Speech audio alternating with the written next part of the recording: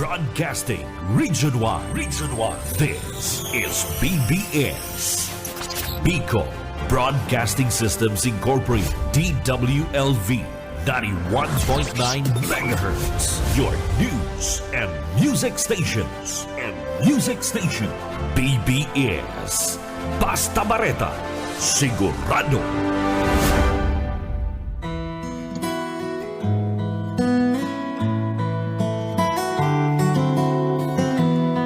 Magandang umaga po sa lahat po ng aming mga minamahal na tagapakinig. Kayo po ngayon ay nakikinig sa biyaya sa pagkaaga. Ako po ang inyong lingkod, si Pastor Luis Bolaños. At sa loob ng kalahating oras, tayo po ay mag-aaral, makikinig, magbabasa ng bahagi ng banal na kasulatan upang ito ay ating maging gabay ng ating buhay sa buong maghapon. Sa loob po ng kalahating oras, sama-sama po tayong magkaroon ng interes, ng pagnanais na alamin ang mga pamantayan ng Panginoong Diyos upang tayo ay makapamuhay alinsunod sa kanyang banal na kalooban. Makakasama po din natin sa technical side si Director Ariel Camarote.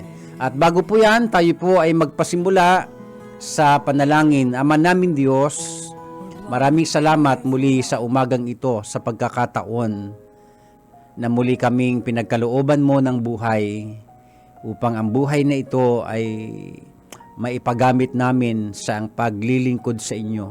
Magamit namin ang tama. Sa mga oras na ito, sa aming pakikinig, patnubayan po ninyo kami at gabayan po ninyo ang lahat ng makikinig ngayon.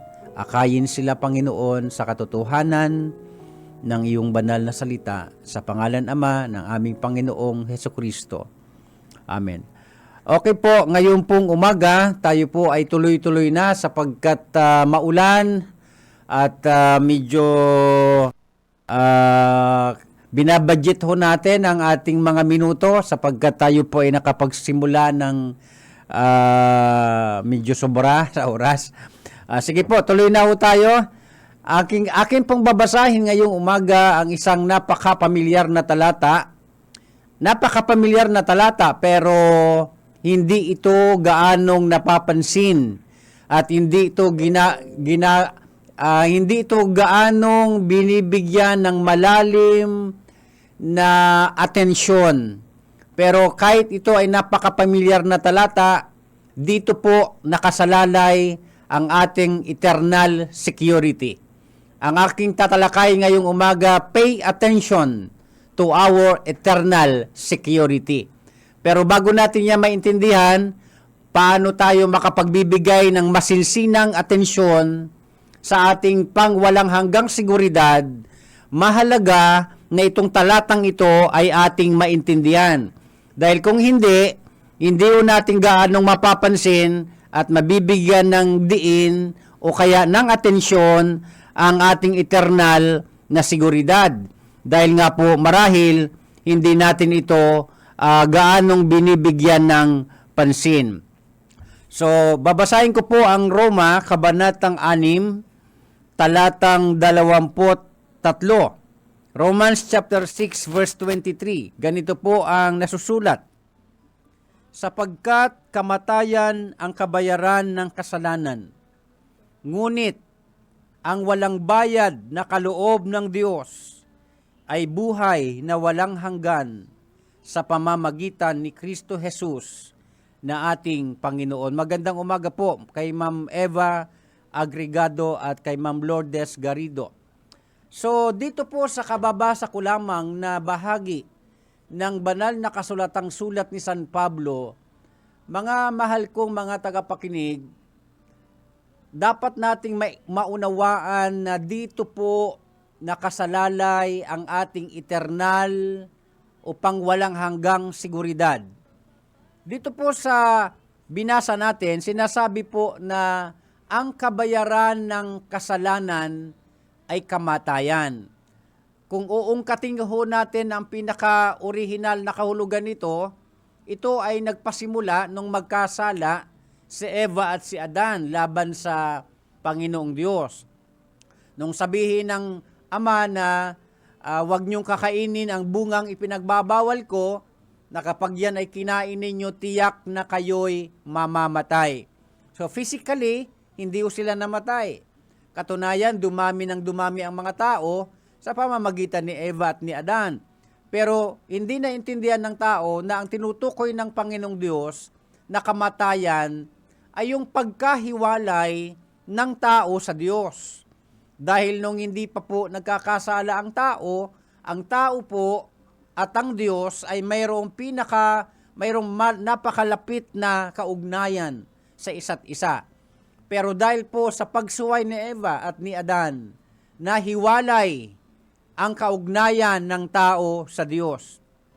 Pero purihin ang Panginoong Diyos, maraming salamat sa kabutihan ng Panginoong Diyos sapagkat kahit nagkasala si Eva at si Adan, hindi pumayag ang Diyos na maputol ng tuloy-tuluyan ang kaugnayan ng tao sa Kanya, sa Diyos.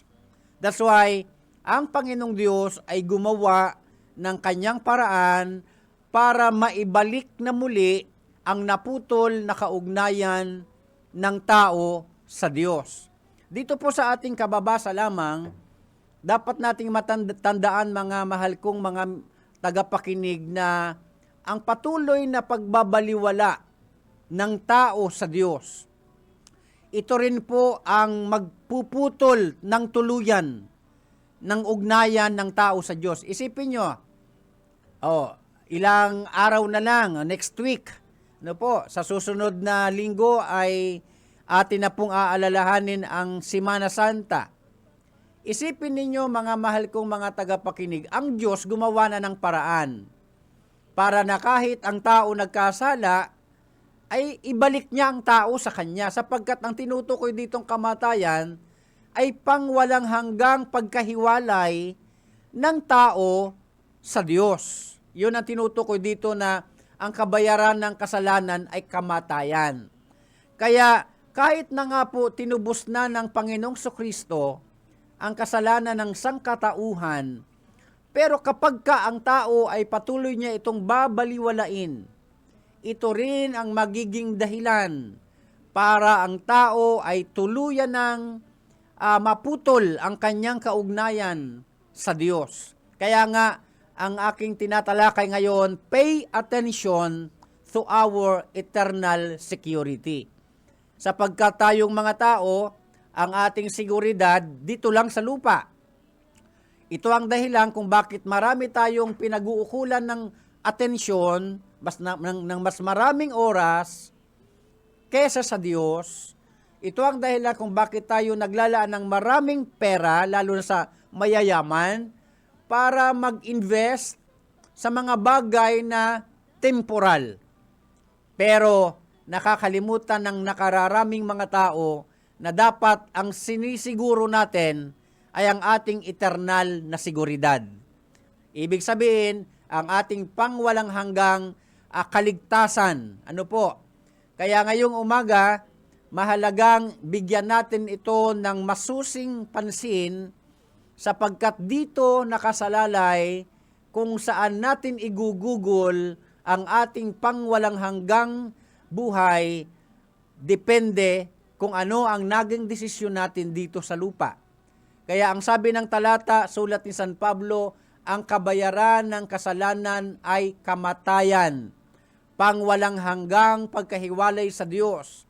Kaya nga, dahil sa pag-ibig ng Ama sa sangkatauhan, ibinigay niya ang kanyang bugtong na anak upang ang sinumang sumampalataya sa kanya ay huwag mapahamak, kundi magkaroon ng buhay na walang hanggan. Isang napakapamilyar na talata mula sa Ebanghelyo ni Juan, Kabanatang 3, talatang 16. Ngunit, kahit ito'y napakapamilyar, uulitin ko po, dito nakasalalay ang ating pangwalang hanggan. Depende kung ano ang pinili ng tao nung siya'y nabubuhay pa dito sa lupa. Ngayon po, ilang araw na lang Semana Santa na. Bukas, diba? Magsisimula na. Pero, tandaan natin mga mahal kong mga tagapakinig, uulitin ko po, siguraduhin natin ang ating eternal na seguridad. Kahit pa taon-taon nating alalahanin ang kanyang naging kamatayan, pero kung patuloy namang ang tao ay mabubuhay intentionally sa pagkakasala, ang tao na din ang pumuputol ng kanyang kaugnayan para siya ay huwag mapalapit sa Diyos. Minsan, ang pagkakakilala ng nakararaming tao sa Diyos ay hanggang isip na lang o kaya hanggang salita na lang. Pero tandaan natin, ang ating eternal na seguridad ay nakasalalay kung anong pamumuhay ang ating ipinamumuhay sa kasalukuyan. So ang Diyos, sa kabila na nagkasala ang tao, nag-alok siya ng kaligtasan. Gumawa siya ng paraan para ang tao ay makabalik sa Kanya at ito ay sa pamamagitan ng pagtanggap ng tao sa kaligtasan. Ano ang tinutukoy kong kaligtasan? Yung kaligtasang ang Panginoong Kristo ang nagtrabaho, ang gumawa sa pamamagitan ng kanyang kamatayan sa krus. Magandang umaga muli po kay Ma'am Lourdes Garrido. At itong tinarabaho na, tapos na, ginawa na ng Panginoong Kristo. Ang kailangan na lang ng tao, ito ay paniwalaan, at dahil ito ay kanyang pinaniniwalaan, ito ay kanyang tatanggapin. That's why, ang sabi po rito sa Roma, Kabanatang 6, 23, ang kabayaran ng kasalanan ay kamatayan. Ngunit, ang walang bayad na kaloob ng Diyos ay buhay na walang hanggan sa pamamagitan ni Kristo Jesus na ating Panginoon. Ang Ama, nag-alok ng kaligtasan at ito ay kanyang ginawa sa pamamagitan ng kanyang pagbibigay ng kanyang bugtong na anak na walang iba, ang Panginoong Kristo. Tayo namang mga tao, kailangan natin itong tanggapin. Sa ating pagtanggap at sa pagtanggi ng tao, sa kaligtasang alok ng Diyos na walang bayad, doon po nakasalalay ang eternal na seguridad ng isang tao. Halimbawa, matapos malaman ng tao kung bakit may Semana Santa, ay dahil ang Ama sa Langit ay ibinigay niya ang kanyang bugtong na anak, nagkatawang tao, para tayo ay tubusin. Tapos na. Sabi, kahit pag gawin natin napakagandang paliwanag at tungkol sa bagay na yan, kahit pa sabihin natin ipaliwanag ko yan ng detalyado, ayon sa pagkakasulat ng banal na kasulatan. Pero kung hindi naman ito tatanggapin ng tao, hindi po makakatiyak ng eternal na seguridad ang tao. Sapagkat ang ating eternal na seguridad ay nakadepende sa ating paniniwala at pagtanggap sa natapos ng ginawa ng Panginoong Kristo. Hindi na ito kailangang dagdagan. Hindi na kailangang magsikap pa ang tao para bayaran ang kanyang kasalanan sapagkat bayad na nga. Sino ang nagbayad? Ang Panginoong Kristo. Bakit kailangan bayaran? Sapagkat ang sabi ng Roma, Kabanatang 6, 23, ang kabayaran ng kasalanan ay kamatayan. So hinihingi ng kabanalan ng Diyos na ang kasalanan ay pagbayaran. Until now naman pagka tayo ay patuloy na gumagawa ng mga intentional na pagkakasala, ito ay pagbabayaran natin sa pamamagitan ng pagdusa natin sa consequence o sa resulta ng ating pagkakasala.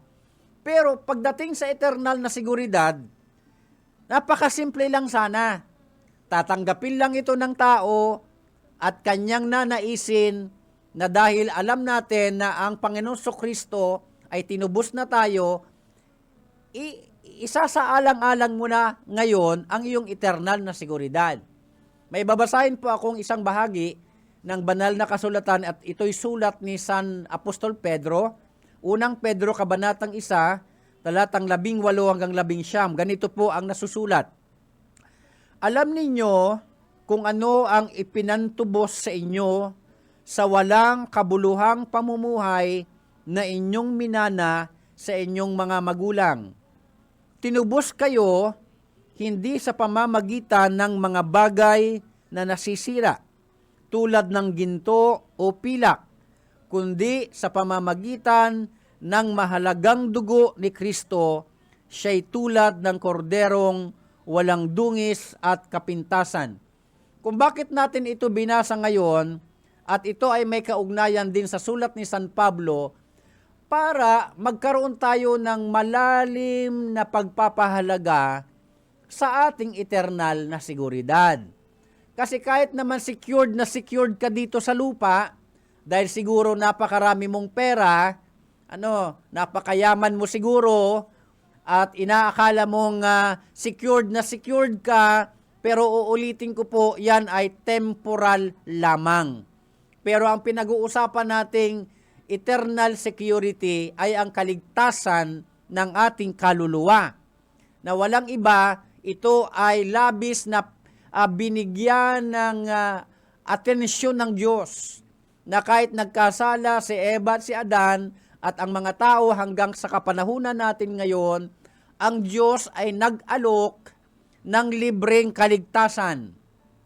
Na walang iba, kundi ito ay dapat na lamang tanggapin ng tao, at kapag ito ay kanyang tinanggap, dito nakasalalay ang ating eternal na seguridad. Ang tanong, bakit? Bakit anya, Pastor, nasasabi mo na dito nakasalalay ang ating eternal na seguridad? Ang sabi po ng Ebanghelyo ni Juan, Kabanatang 1, talatang 12, ngunit ang lahat ng tumanggap, naniwala sa Kanya, ay binigyan ng karapatan na maging anak ng Diyos.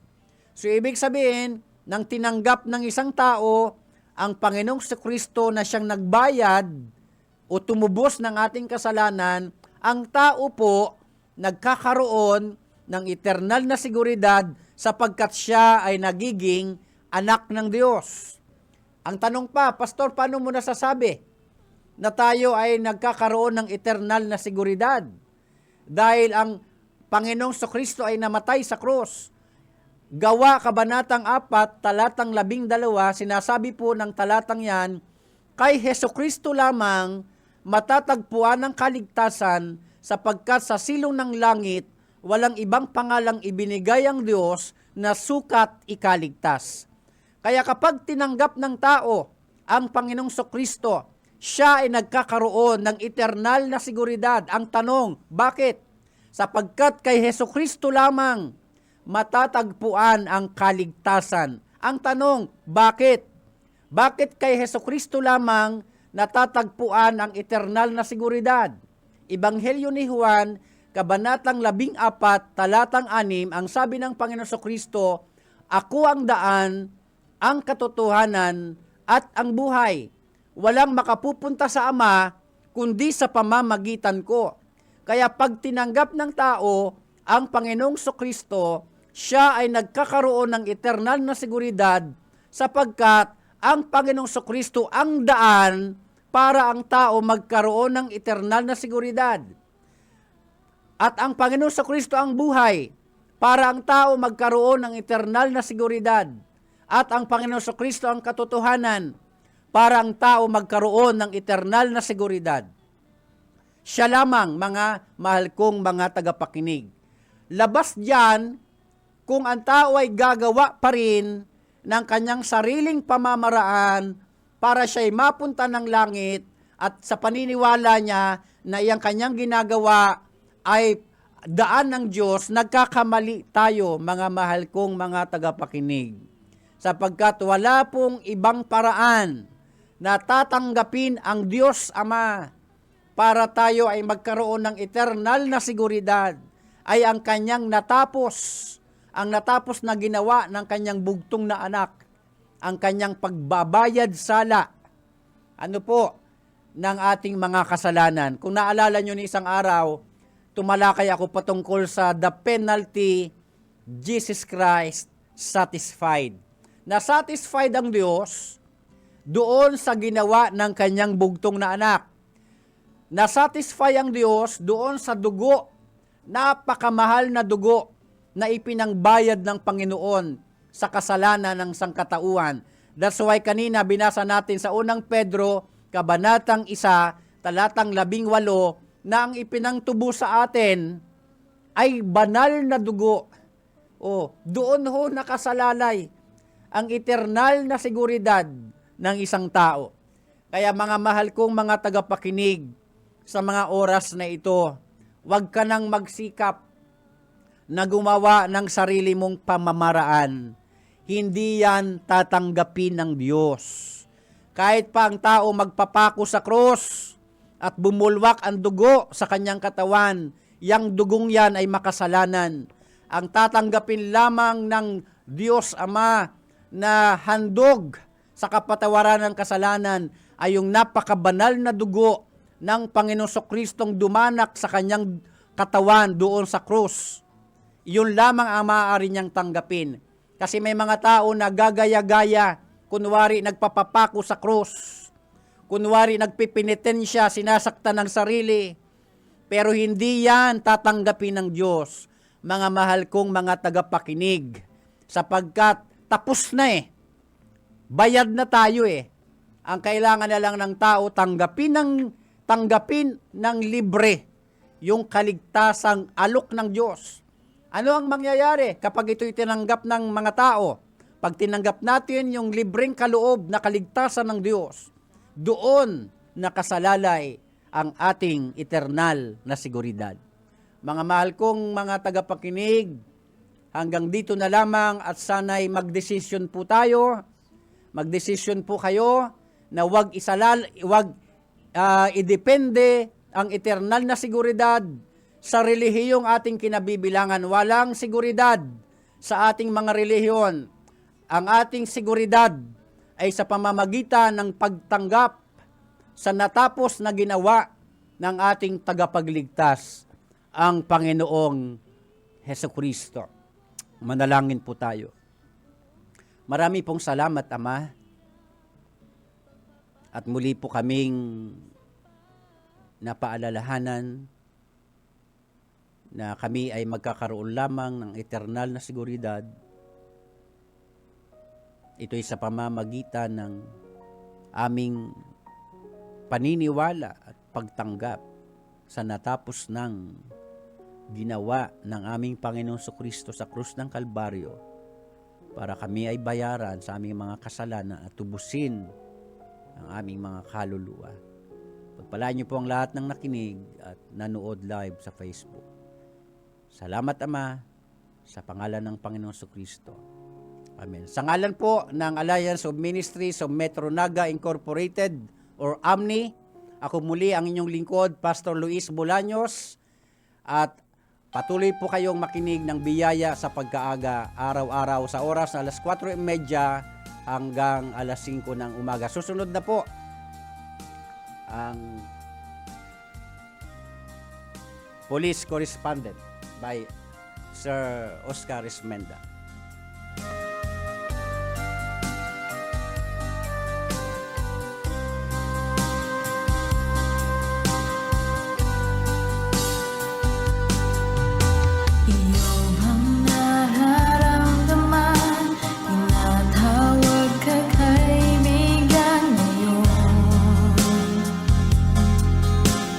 Huwag mong patatagalin habang mayroon ka pang